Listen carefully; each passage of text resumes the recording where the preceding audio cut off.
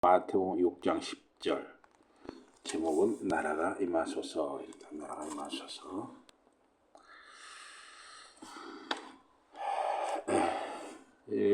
또 어떤 역본에는 우리 한글 역본에는 그 나라를 오게 하여 주시며 그 뜻을 하늘에서 이루신 것 같이 땅에서도 이루어 주십시오. 또 이렇게도 옮겼습니다.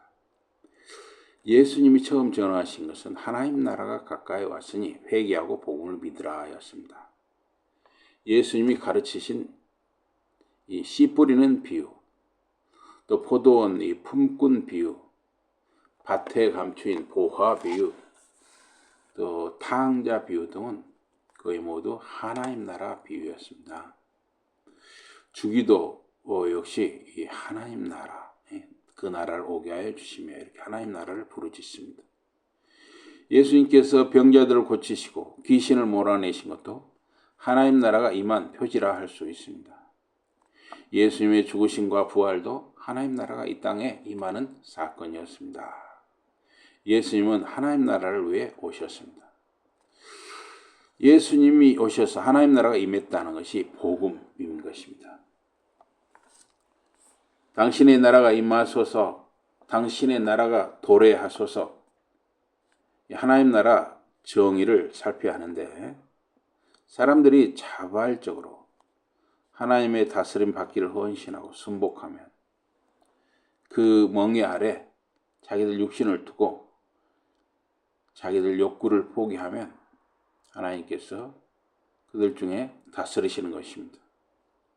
하나님의 정의를 맞서고 하나님의 다스림을 막거나 방해하는 사탄의 졸개들이 너무 많습니다. 당신의 나라가 임하소서라는 기도는 모든 방해 요소를 제거해서 모든 이들이 그의 다스림 아래 있게 되고 그들로 하늘의 삶을 묵상하도록 이끌기 위함인 것입니다. 이것은 말씀 설교와 성령의 은밀한 능력으로 이루어지는 것입니다. 하나님의 말씀으로 사람들을 다스리는 것은 하나님의 뜻입니다. 그러나 그 말씀에 성령의 내적인 능력이 더해져서 사람들 마음을 찔러야 하나님 나라가 세워집니다. 그 말씀에는 반드시 성령의 역사가 있을 때 역사가 나타나는 것이죠. 사도행전 2장 36절에 38절에 보니까 베드로의 이 설교 장면이죠. 그러므로 이스라엘 온 집안은 확실히 알아두십시오. 하나님께서는 여러분이 십자가에 못 박은 이 예수를 주님과 그리스도가 되게 하셨습니다. 이게 베드로는 비교적 긴 설교를 했고 그 설교를 들은 사람들이 이 말씀을 듣고 마음이 찔려서 그랬어요. 말씀을 듣고 마음이 찔려서 어떤 성경에서 형제들아 우리가 어찌할꼬 그랬어요. 또는 형제들이여 우리가 어떻게 하면 좋겠습니까? 이렇게 베드로와 다른 사도들에게 물었습니다. 그러자 베드로가 답하기를 회개하십시오. 그리고 여러분 각 사람은 예수 그리스도의 이름으로 세례를 받고 죄의 용서를 받으십시오. 그래야만 성령을 선물로 받을 것입니다. 베드로의 말씀 설교를 듣고 백성들이 성령의 감동을 받아서 마음이 찔렸습니다. 그들은 죄를 회개하고 예수 이름으로 세례받고 죄 용서 받았습니다. 그러므로 우리는 말씀과 성령의 능력으로 역사하여 세상에 하나님께 순복하도록 기도하는 것입니다. 하나님 나라는 모든 무질서, 혼돈이 질서로 바뀌고 인간의 계획과 기질이 하나님 손으로 다스려지는 것입니다. 따라서 우리 안에 하나님의 시작은 옛사람이 멸해지고 옛사람이 죽고 우리 자신을 부인하고 새 생명으로 변화되는 것입니다. 하나님의 다스림은 우두머리 사탄과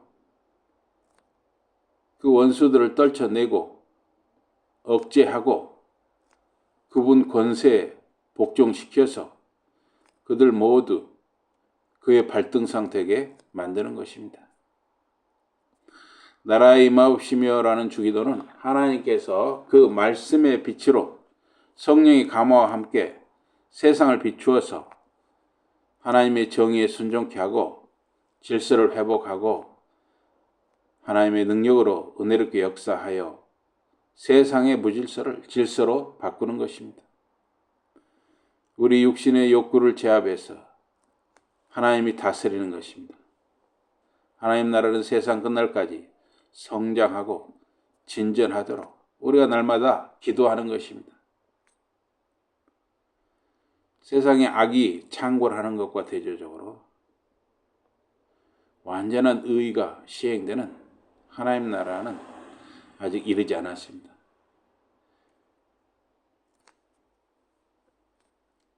하나님의 섭리의 은밀한 경륜이 시행될 때 인간이 아무리 하나님께 완악하게 저항하더라도 하나님의 뜻이 이루어지는 것입니다. 모든 피조물이 반대하거나 거리낌이 없이 하나님께 순종해서 하나님의 뜻이 이루어지도록 우리가 기도할 것을 명령받았습니다. 하늘의 천사들이 항상 기꺼이 하나님의 명령을 받들어서 순종하고 말씀대로 시행합니다.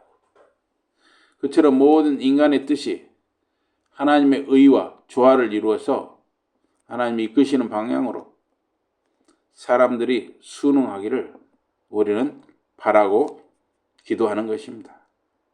하나님 나라는 구약과 유대교 배경에서 여러 가지를 의미하는 상징이라고 할 수 있습니다. 하나님 나라는 창조주가 세상을 창조하셔서 다스리시는 것을 생각하게 합니다.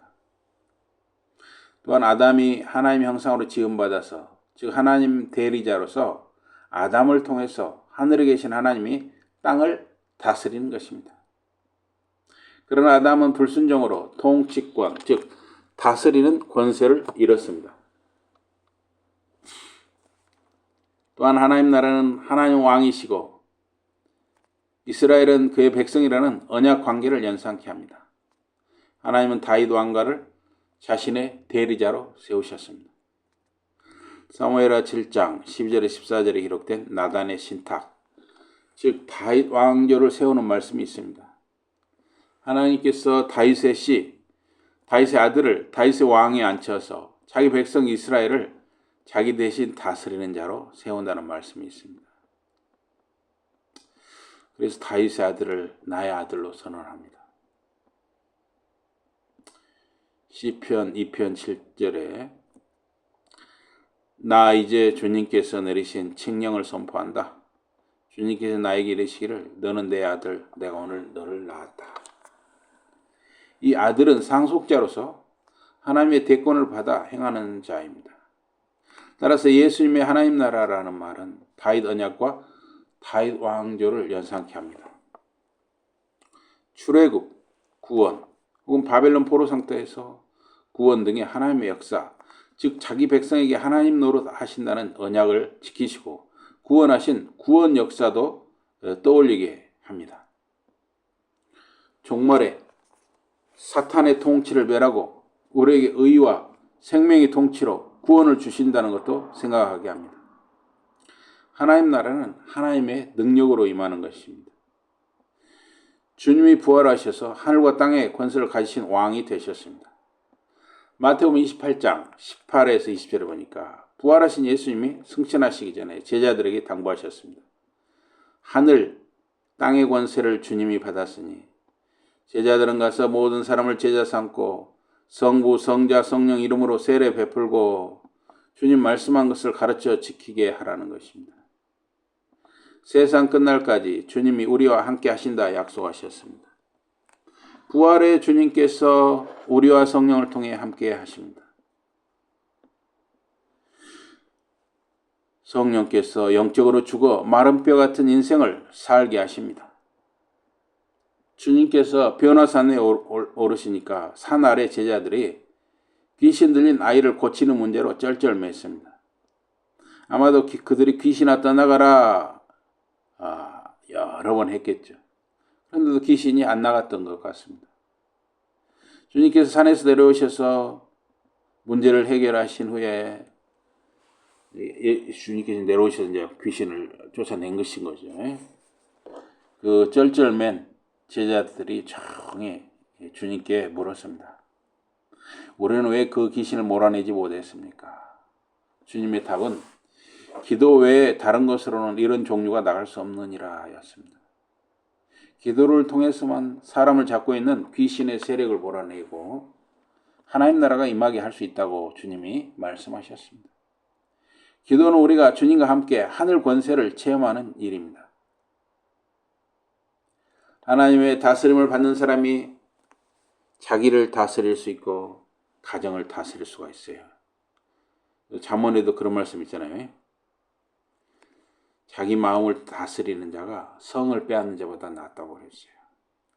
가끔 우리가 이제 그 작년이라든가 가끔 뉴스에 보면 이렇게 그냥 아주 그 무슨 레슬링 선수라든가 야구 선수라든가 또 무슨 하여튼 그 운동을 많이 해가지고 아주 그 몸이 굉장히 이렇게 하여튼 그렇게 튼튼하게 생긴 사람이 있는데 주차 시비가 걸려가지고 자기 화를 주체하지 못하고 이웃집 그것도 아기를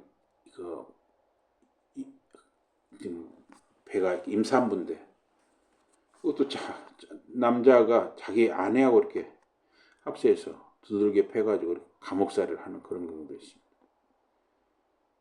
그러니까 아무리 힘이 세도 자기 마음을 다스리지 못하면 그건 아무것도 아니라는 것이죠.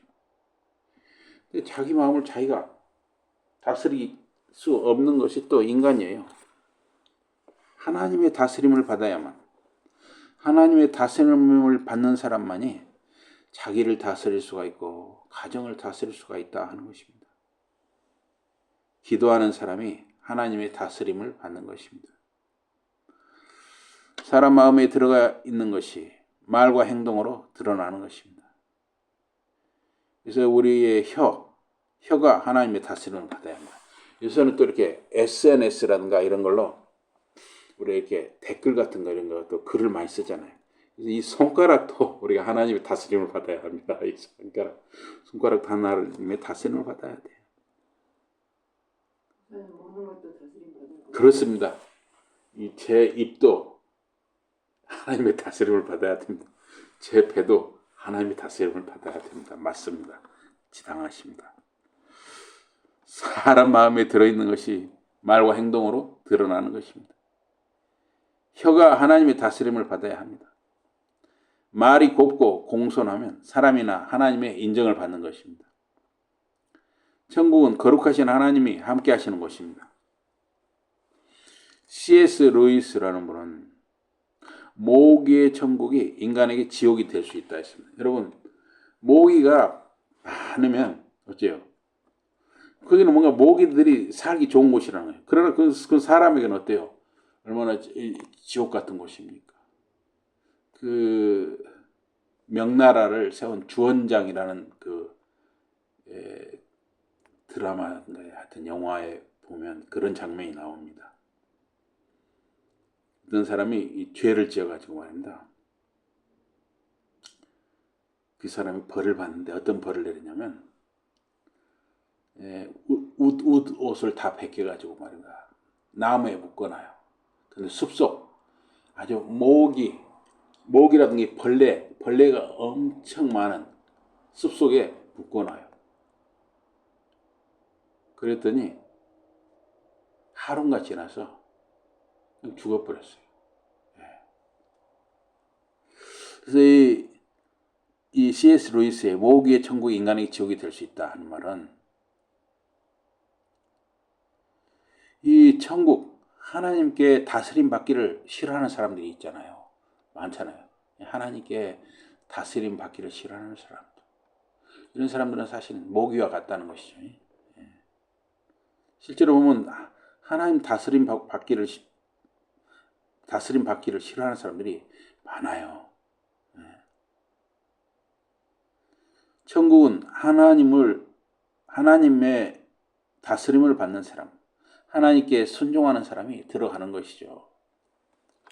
믿음으로 산다는 것은 믿음으로 산다는 것은 천국에 어울리는 인격자로 성숙해 간다는 것입니다. 신앙생활은 이 땅에서 천국을 사는 것이고 교회는 하나님 나라의 삶을 배우는 곳입니다. 교회는 하나님의 다스림을 받는 공동체이고 하나님 나라 모델하우스라고 할 수가 있습니다. 주 기도에 나라의 임하옵시면은 교회가 우선적으로 추구하는 것이 담긴 것입니다. 교회 그리스도인들이 서로 사랑하고 섬기고 나누는 삶은 하나님 나라가 임한 증거이죠. 그래서 사도행전 2장, 3장 이런 곳에 보면은 네 거 내 거 없이 다 서로 이렇게 자기 밭을 팔아서도 막 해가지고 빵을 밥을 끼니를 못 먹는 사람들이 빵을 나눠주고 또 뭐 빵만 나눠줬겠어요. 뭐 옷 없는 사람도 옷도 나눠주고 이렇게 했겠죠. 그래서 뭔가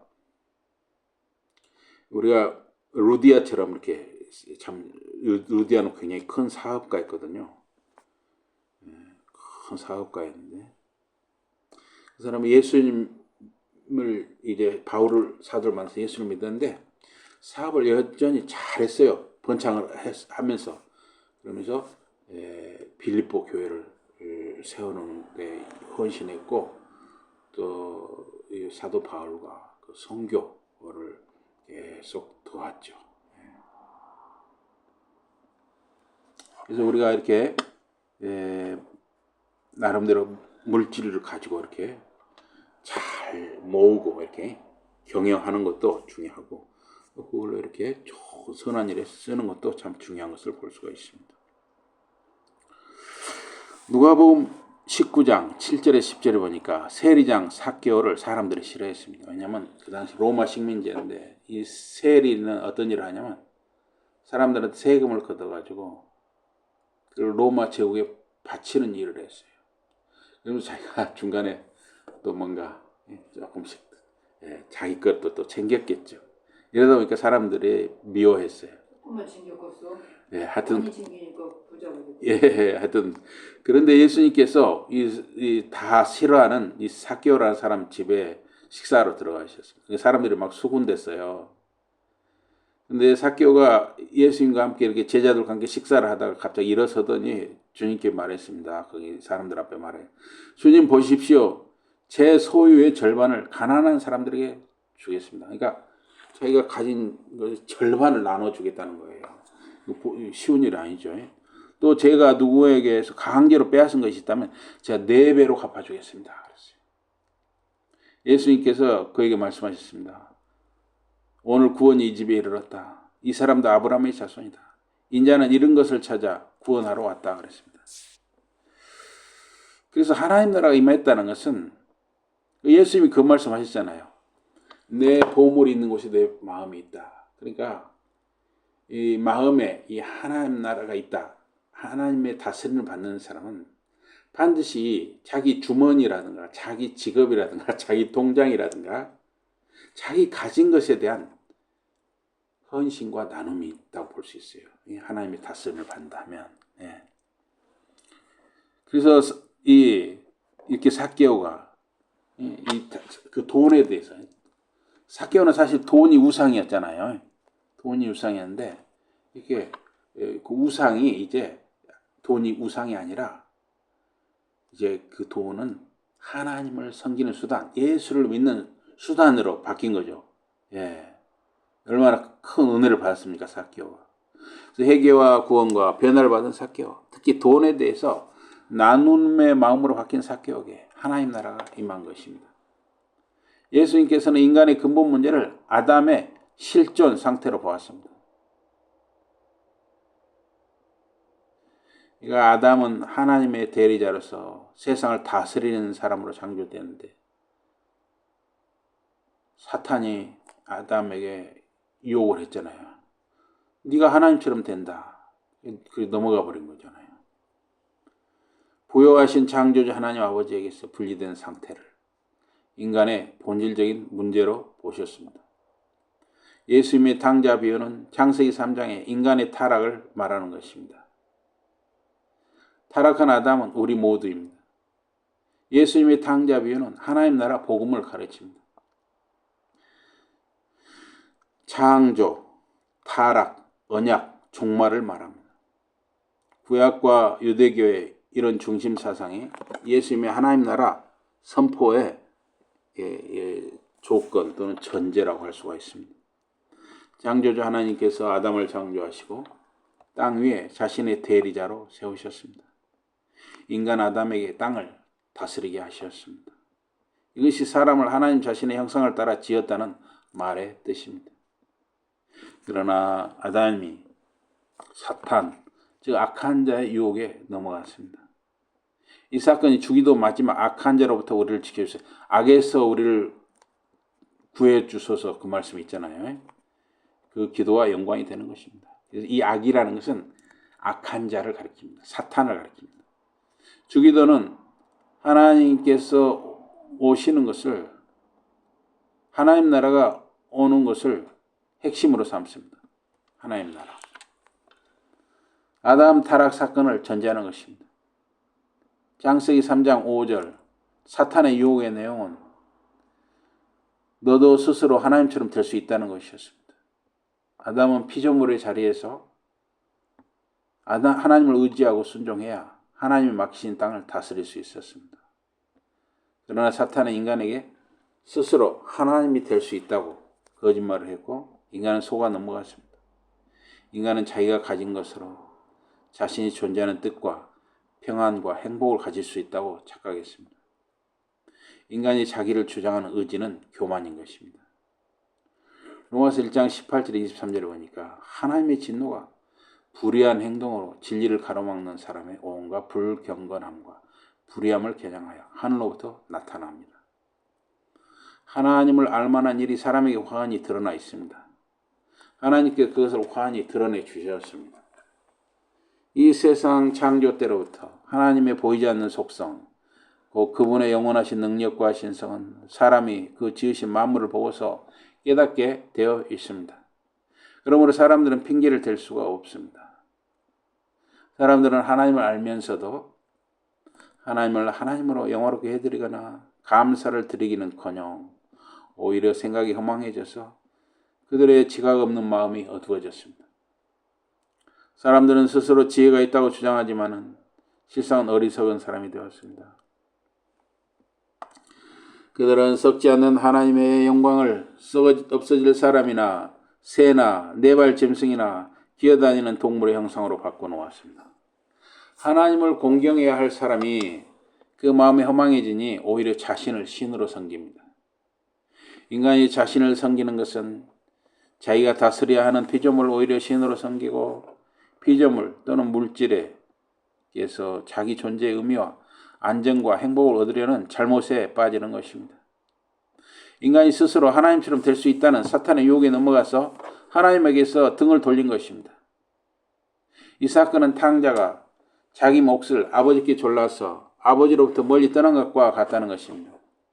아담이나 탕자는 창조주 아버지의 무한한 부요함에서 분리되고 떠난 것입니다. 자기의 한정된 몫에 갇혀 살게 된 것입니다. 아담이나 탕자는 피조물의 제한성에 갇힌 것입니다. 아담이나 탕자는 창조주의 전능하심, 전지하심, 영원하심, 무소부재하심 등 아버지 하나님의 무한한 은혜와 풍성한 축복에 참여하지 못하게 되었습니다. 오히려 시간과 장소와 능력과 지혜, 사랑 등 모든 면에서 제한을 받게 되었습니다. 그것은 결국 결핍, 부족함으로 이어졌습니다. 결핍이라고 하는 것은 인생의 가장 근본 문제이고 아프고 고통스러운 현실입니다. 제가 살아오면서 이렇게 돈 문제에 있어서 보면 지금까지 한 번도 넉넉하다, 여유가 있다 그렇게 느껴본 적이 없는 것 같아요. 물론 감사하죠. 이렇게 우리가 살아오는 것 자체가 채워주셔서 살아오니 감사한데 어떻든 이 이 결핍이라는 것은 우리 죽을 때까지 우리를 따라다니는 것 같아요. 그런데 특별히 하나님을 떠나서 사는 사람에게는 이 결핍은 특별히 이 사람의 인생의 가장 근본적인 문제고 아프고 고통스럽다 하는 것입니다. 인간은 땀이 흘러야 빵을 얻고 방심하면 가시와 엉겅퀴가 빵을 얻지 못하게 방해하죠. 이 밭도 마찬가지죠. 예. 당신이 물론 나도 조금씩 하긴 하지만 당신이 가꾸니까 먹을 것이 나오는 것이죠. 그냥 놔둬버리면 뭘 심어놨어도 다 풀이 덮던가 엉겅퀴가 덮던가 가시가 덮는 것이죠. 고통을 겪어야 자녀를 낳고 밤과 낮으로 근심과 걱정 속에 자녀를 기르는 것입니다.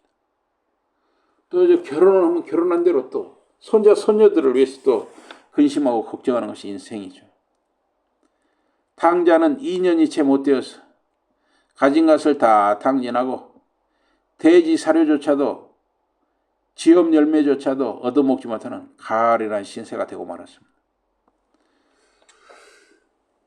탕자는 결국은 아버지께 돌아옵니다. 아버지는 돌아온 탕자를 죽었다가 다시 살아왔다고 말을 합니다.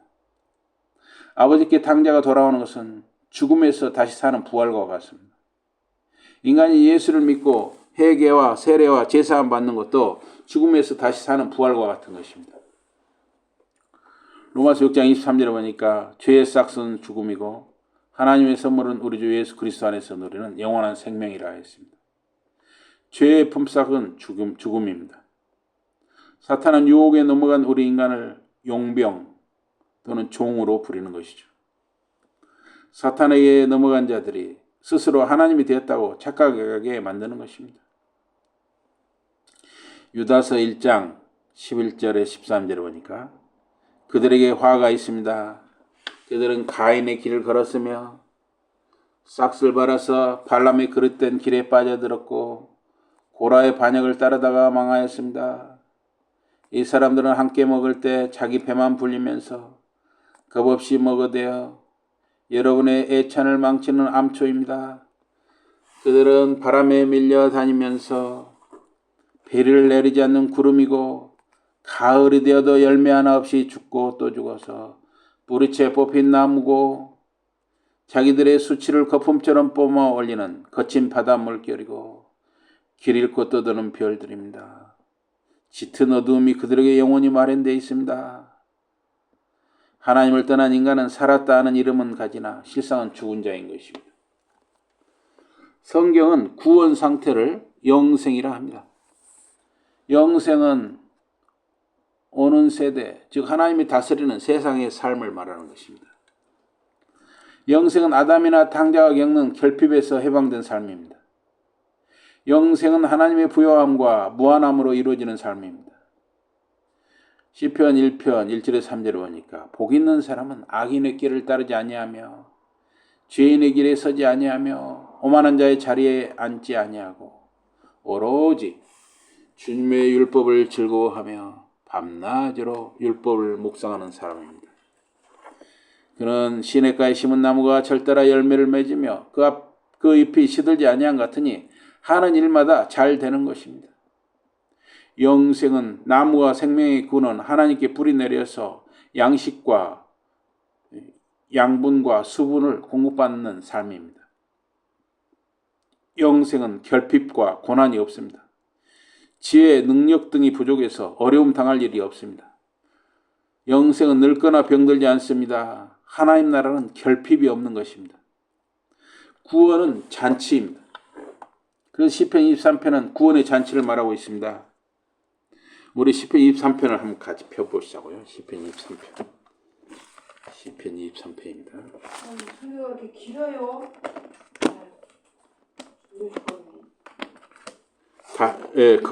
거의 마무리 됐습니다. 시편 23편입니다.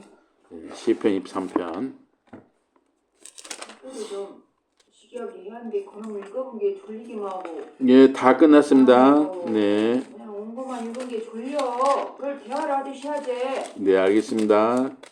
시편 23편 다 같이 한 목소리로 하겠습니다. 시작. 여호와는 나의 목자시니 내게 부족함이 없으리로다.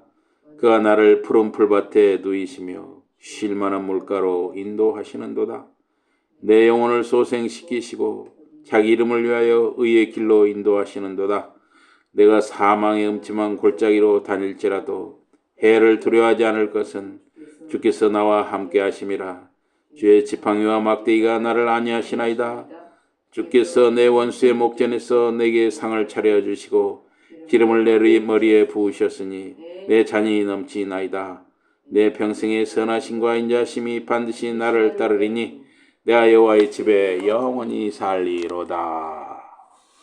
하나님 나라는 풍성한 잔치이지만 대조적으로 이 사탄의 나라는 결핍이고 욕구 불만이고 아픔이고 슬픔이고 악의 다툼인 것입니다.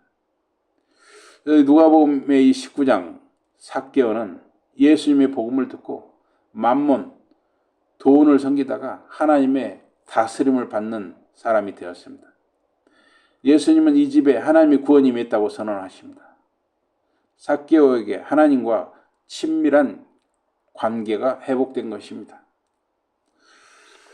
삭개오처럼 하나님과 친밀한 관계를 이루어서 하나님 나라의 은혜와 복과 생명을 누리는 저와 여러분과 자녀들, 자손들이 되시기를 주님 이름으로 축복합니다. 아멘. 우리 기도하시겠습니다.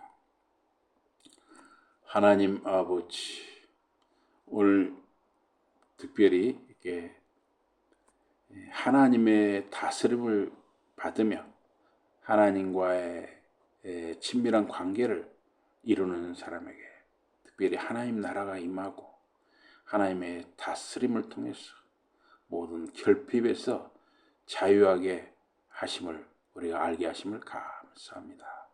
예수 이름으로 감사 기도드리옵나이다. 아멘.